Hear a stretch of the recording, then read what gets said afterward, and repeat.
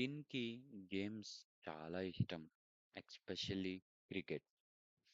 స్కూల్లో sports period వచ్చినప్పుడు అందరూ గ్రౌండ్‌కి వెళ్ళిపోతారు. టిన్ కూడా వెళ్ళాడు. కానీ ఇన్‌సైడ్ ఒక ఫియర్. బాగా ఆడకపోతే ఎవరన్నా నవ్వుతారా? లేతే ఎవరన్నా ఏమన్నా అనుకుంటారా? లేతే వీడికి సత్తా లేదనుకుంటారా? లేతే నా మీద కామెంట్స్ ఏమైనా చేస్తారా?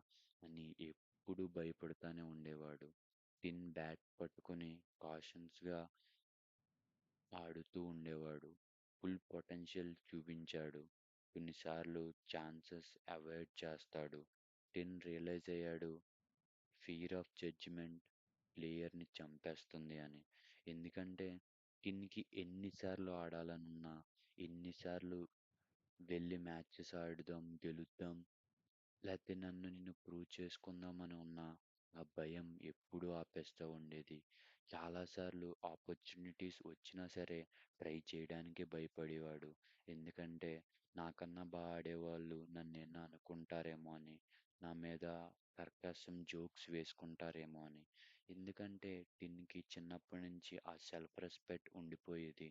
అంటే ఎప్పుడన్నా ఎవరన్నా ఏమన్నా అనుకుంటారేమో అని భయంతో ఎప్పుడు ఏది చేయకుండా ఉండడం. ఒకవేళ చేసినా భయంతో చేయడం వల్ల దాని మీద కరెక్ట్ రిజల్ట్ రాకపోవడం. ఎప్పుడు అలా బాధపడుతూ, ఓడిపోతూ మిగిలిపోవడం. సో, అలా తనకిష్టమైన క్రికెట్ కూడా ఆడడం అంటే భయం పుట్టేది.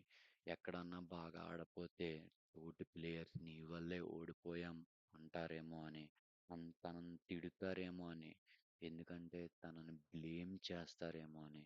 బ్లేమ్ అస్సలా తీసుకోలేడు. కానీ ప్రతిసారి తనకి ఏ తప్పు లేకపోయినా తన మీదే బ్లేమ్ చేస్తారు. సో, అందుకని చెప్పి తను ఆటను కూడా ఆడదామంటే 100 సార్లు ఆలోచించేవాడు. వచ్చిన ఆట ఆడడానికి కూడా. సో, అలా ఆ భయం చిన్నప్పటి నుంచి డెవలప్ అయ్యి పెరగడం వల్ల ఆ ఫియర్ ఆఫ్ రిజెక్షన్ అన్నది ఉండిపోయేది. ఎప్పుడన్నా ఆడుదామని ఎక్కడన్నా ఎళ్లి అడుగుదామన్నా ఆ ఫియర్ ఆఫ్ రిజెక్షన్ ఉండిపోయేది. ఆడుతా అంటే నీకొచ్చా అని ఎవరన్నా అడుగుతారేమో అని, జడ్జ్ చేస్తారేమో అని భయం.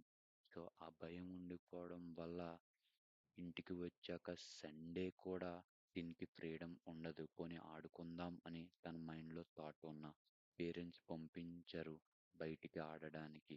టిన్ మైండ్‌లో ప్లేయర్ స్లోగా డిసపియర్ అయ్యేవాడు. తన సిట్యుయేషన్స్ వల్ల, తన మెంటాలిటీ వల్ల, తన ఫియర్ వల్ల. కానీ టిన్ మాత్రం తనలో తను మాట్లాడుకోవడం ఎప్పుడూ వదలలేదు.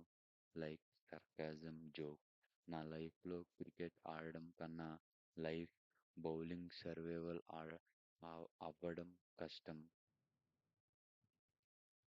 టిన్ మెల్లగా క్రికెట్‌ని వదిలేశాడు.